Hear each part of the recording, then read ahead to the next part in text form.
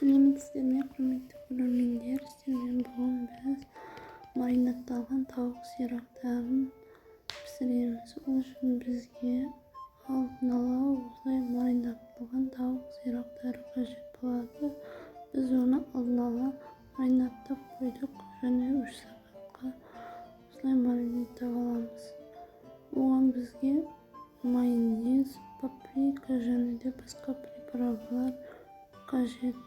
Осылай алдын ала маринадталған тауық сирақтарын духовкамыздың листесіне орналастырамыз.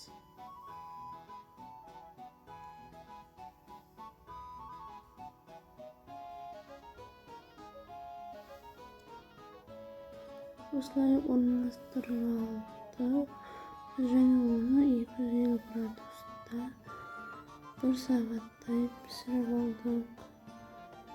Сіздерге ұнаса, осылай маған лайк басып қолдау білдіріңіздер. Және де біздің осы тауық сирақтарымыз өте дәмді, су және сап-сары болып пісті.